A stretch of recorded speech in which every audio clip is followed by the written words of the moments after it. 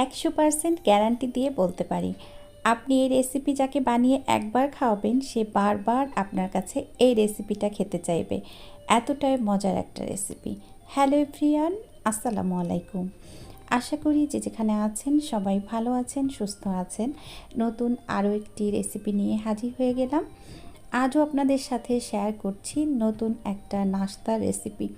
এটা বাচ্চার টিফিন অথবা সকালের নাস্তা কিংবা বিকালের নাস্তায় এটা রাখতে পারেন। হেলদি এবং টেস্টি একটা রেসিপি। আপনি যখন বাচ্চাকে এই রেসিপিটা বানিয়ে দিবেন সে কিন্তু টিফিন বক্সটা খালি করে নিয়ে বাসায় চলে আসবে, এত মজার। তাহলে বেশি কথা বাড়াবো না, চলুন রেসিপিতে চলে যাই। বিসমিল্লাহ। প্রথমে একটা বোল নিয়ে নিয়েছি আর বোলের মধ্যে দিয়ে দিচ্ছি 1.5 কাপ পরিমাণ হালকা গরম দুধ। তার গরম দুধের মধ্যে আমি দিয়ে দিয়েছি 1 চা চামচ পরিমাণ ইস্ট আর দিয়ে দিয়েছি টোটাল 6 চা চামচ পরিমাণ চিনি। তো আমি যখন ইস্ট দিয়েছিলাম তখন আসলে আমার ক্যামেরাটা অন করা হয়নি, তো সেজন্য আমি প্রথমেই সরি চেয়ে নিচ্ছি আপনাদের কাছে। ইস্ট এবং চিনি দিয়ে আমি কিছুক্ষণ মিশিয়ে নিচ্ছি ভালো করে। এই পর্যায়ে দুধটা কিন্তু একেবারেও গরম থাকবে না, আবার একেবারেও ঠান্ডা থাকবে না।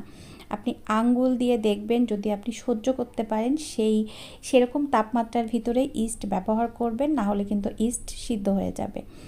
এখন আমি ইস্টকে অ্যাক্টিভ করব, সেজন্য আমি এই 10 মিনিটের জন্য ঢেকে রেখে দিচ্ছি।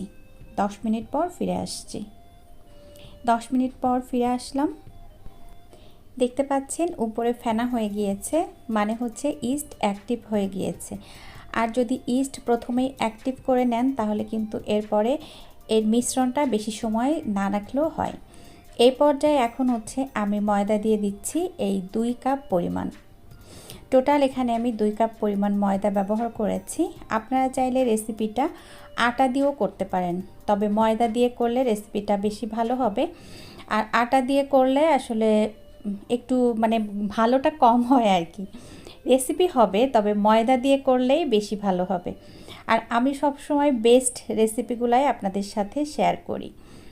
এখন হচ্ছে দিয়ে দিচ্ছি স্বাদমতো লবণ, আর এখন দিচ্ছি একটা ডিম। আর ডিমটা কিন্তু অবশ্যই নর্মাল টেম্পারেচারের হতে হবে। ফ্রিজে রাখা ডিম দিয়ে এই রেসিপি করলে কিন্তু ভালো হবে না। এখন সব কিছু ভালোভাবে মিশিয়ে নিব। এই পর্যায়ে কিন্তু চামচ দিয়ে আর মেশানো যাবে না, এখন আমি কিন্তু হাতটাই লাগাবো। চামচটা সরিয়ে রেখে আমি হাত দিয়ে ভালো করে মাখিয়ে নিয়েছি। তারপরে মনে হয়েছে তেল দিতে ভুলে গিয়েছিলাম, এখন কিছুটা তেল দিয়ে দিয়েছি, এই 1 টেবিল চামচের মতো আর কি। এখন তেলটা দিয়েও আমি আবারও ভালো করে মিশিয়ে নিচ্ছি। এই পর্যায়ে হচ্ছে আপনাকে একটু বেশি করে মিশিয়ে নিতে হবে, তাহলে রেসিপিটা অনেক বেশি ফ্লাফি হবে। আমি হচ্ছে এখন ঢেকে রেখে দিচ্ছি আধা ঘন্টার জন্য। আধা ঘন্টা পর ফিরে আসলাম। এই যে দেখতে পাচ্ছেন অনেকটা ফুলে গিয়েছে। আপনি যখন ইস্ট অ্যাক্টিভ করে নেবেন প্রথমে, তাহলে 1 ঘন্টা রাখার কোনো প্রয়োজন নাই, আধা ঘন্টা রাখলেই হয়ে যাবে। তো এখন হচ্ছে আমি রেসিপিটা বানানোর জন্য চলে যাব। তার আগে হচ্ছে এই যে আটার ভিতরে অনেকটা বাতাস ঢুকেছে, এখন হচ্ছে বাতাসগুলো ভালো করে বের করে নিচ্ছি। এই পর্যায়ে আমি হাত লাগাচ্ছি না, চামচ দিয়েই বাতাসটাকে ভালো করে বের করে নিব। এখন চলে আসলাম রেসিপিটা বানানোর জন্য। কড়াই বসিয়ে দিয়েছি, গরম হয়ে যাওয়ার পর দিয়ে দিচ্ছি এখানে তেল। আজকের রেসিপি আমি একটু তেল দিয়ে করছি, হালকা তেল। আপনি চাইলে কিন্তু তেল ছাড়াও করতে পারেন, তেল ছাড়াও অনেক ভালো লাগে। তারপর তেলটা যখন গরম হয়ে গিয়েছে তখন হচ্ছে আমি ওখান থেকে 1 চামচ পরিমাণ গোলা দিয়ে দিলাম। এখন হচ্ছে ঢেকে দিব, আর চুলার আঁচ অবশ্যই কমিয়ে দিতে হবে।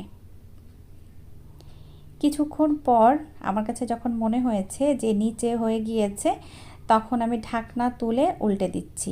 আর যেহেতু রেসিপিটা একটু মোটা, আপনি চাইলে কিন্তু ডুবো তেলেও ভাজি করতে পারেন, তবে ডুবো তেলে ভাজি করলে সেই রেসিপির টেস্ট একরকম লাগবে, আর এইভাবে যদি বানান এই রেসিপির টেস্ট আর এক রকম লাগবে। তো আপনি চাইলে এটা একেবারেই তেল ছাড়াও করতে পারেন। তো আমি হচ্ছে আমার পছন্দ মতো কালার করে নিয়ে ভাজি করে নিচ্ছি আর কি। তো এই যে একটা কিন্তু হয়ে গিয়েছে, এপাশ ওপাশ আমি বেশ ভালো করে ভাজি করে নিয়েছি।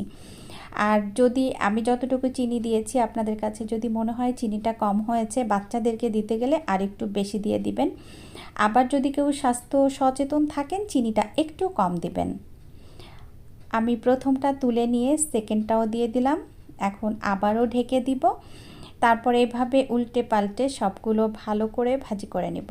এটা অনেক বেশি মজার হয়েছিল। একজনে কিন্তু ৩-৪টা খাবেই, এমন একটা রেসিপি এটা।